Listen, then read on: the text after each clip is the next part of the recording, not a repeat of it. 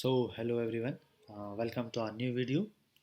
And in our previous video, we have seen that what are the directives and the type of the directive, and we have learned about component directive in previous video.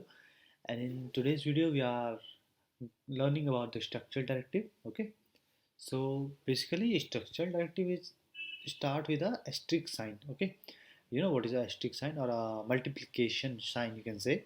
So this type of directive is used to make changes in the structure of DOM elements. Okay, so it is basically used to make changes in the structure. Okay, so these are the examples of the structural directive like ngif, ngfor, andngswitch. Okay, these are the three types of the structural directive, or you can say the three types of loops we can say in programming language. But here, these are the three types of structural directive. Okay, so first is ngif. So if we look for the ngif, it allows us to add or remove DOM elements. Okay, or we can say it is used to add any element or remove the elements. Okay, so when we use ngif in our html coding in angular, so we can see there, okay, how we can add or remove any element with the help of ngif.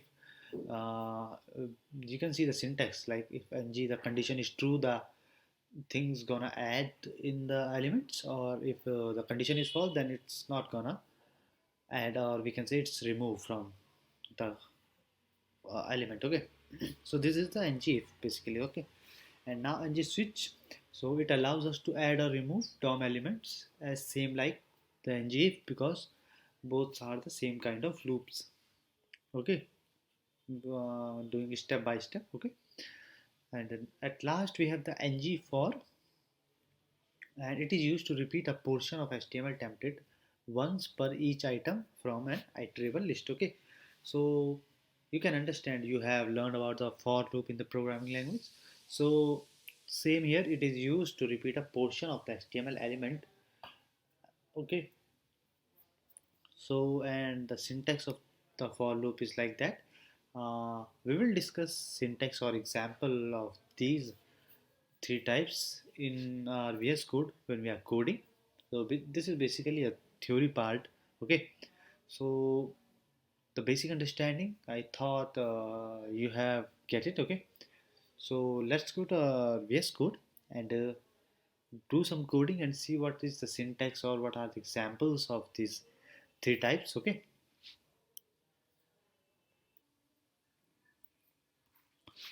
so now we are in our VS Code, and we have opened our app.component.html file, and we have done everything here. Okay, because loops or for loops or switch, everything we are doing here. Okay, so let's start it with the ng if directive. Okay, so let's see what was the example, or how we can write the ng if.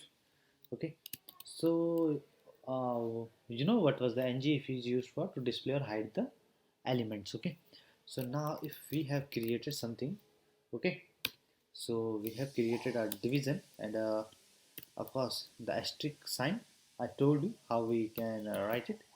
And ng if, okay, so in the ng if we said the condition is true. Okay, and now we can say just simply what, this part is displayed.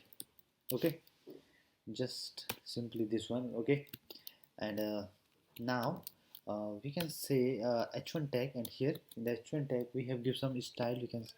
Okay, so for styling we have ng style attribute. Okay, so we have used ng style, and in the ng style we are just what, changing the color of the text, we can say. Okay, so if you want to change the color, and we want green color. Okay, because this text is, we have seen. Okay, so just any color you want to give.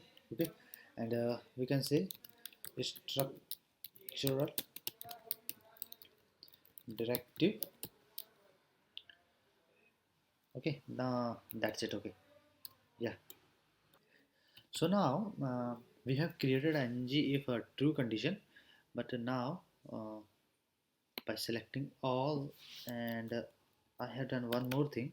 I just paste it here, and then here I have done one thing, just make it false. Okay, and this part is not displayed. I have right here, you can write anything, okay, just a simple text. And now if this part is not, so this is shown in the red color. Okay, so I've just saved it. Okay, so now you can just see here, if the condition is true, this part is displayed in the green color. Okay, which part? The structural directive is written in the green color. Or if the condition is false, so structural directive is in red color. No, structural directive here, the text will not shown because the condition is false. Okay, so this is the basic a simple use of the ng if directive. Okay, so now if let's go to our terminal, and if we see here, uh, run the program ng serve. Okay, so if we run the program, we can see we have got this structural directive written in the green color. Okay, so it is compiled successfully, and let's go to our browser, and just type out localhost 4200 and hit enter button. Okay, so now you can see structural directive is shown in the green color, or this part is displayed is normally. Okay, so structural directive is in green color. Okay, remember that. So structural directive is green color is that where the condition is true. Okay, so this is the work of the ng if directive, that it will be hide or display some data. Okay, so it will display the data from where the condition is true, or hide the data where the condition is false. Okay, so this is a simple use of the ng if directive. Okay,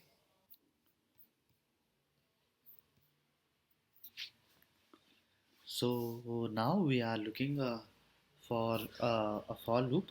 Okay, or we can say ng for directive. So I have created a small list here. Okay, I have added one more element and anything. Okay, so I have just created a small list here with the name of items. Okay, to traverse through this list. Okay, because for loop basically does what, traversing. Okay, so for the traversing through a list or anything else, so we need ng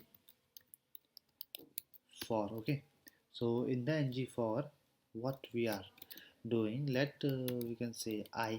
Okay, just simple I of, and our list names. Okay, so it's items, and in this items we have, in the double curly braces, we have given our variable name is I. Okay, so just by giving this simple syntax, our I traverse through the whole items. Okay, and our items is these three. Okay, so if I run the ng serve command again, and see what the output is. Okay, so we have just getting these simple three uh, items from the list. Okay, so this is a basically basic work of the ng4, and let's go to our browser, refresh it, and we can see we have got all the three items. Okay, you can see in the top left corner here we are getting the three items. Okay, so this is simply a ng for, we can traverse any array or list of items. Okay, so this is how we use ng for. Okay, so now we are using ng switch. Okay, so what is ng switch?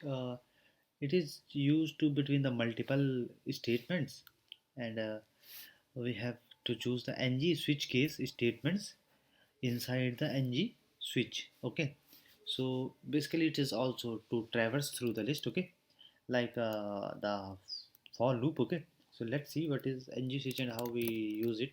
So let's create a div, and what using the ng switch property. Okay, And if inside this ng switch uh, I have given 1, okay, and now inside this ng switch the main thing is that we are using what, ng switch case, okay. So because we are creating the cases, so I was using the case, okay. So this is the one, and we can say one is shown, okay. Same like this, I have create one more. So just okay, we can write here what, uh, 2 and 2 is shown, okay. Now at the last I have created that much as, but here I have created a default one, okay. So ng switch default, we have a already here ng switch default. So we don't need anything here because it is a default, so just remove it, and we can see here d default, okay. So if nothing is selected, the default one is shown, okay. So this is basically our ng switch structure, and if I am running this, so what we have see, uh, we are getting the one is shown, this one, okay, because we have selected the one here. So let's go to our output. Wait a minute, it is building, okay, compiled successfully. So refresh it and you can see here one is shown, okay, because I have taken one here. If I have created I've taken a 2 here, so let's see what we are getting. Of course we are getting 2 is shown, okay. And if we are getting any other value, okay, like 3, so we don't have 3. And if you see, we are getting the default, because anything else we are writing here, uh, instead of these two cases, so it will give us a default value. So this is how we are using ng switch also in Angular. And we have seen all the three types of directives in the structural directive, okay, three main points, okay. So this is how we use these things, okay. So in the next video we are going to see the third type of the directive is attribute directive, okay. So this is all for this video, and see you later, okay. Thank you.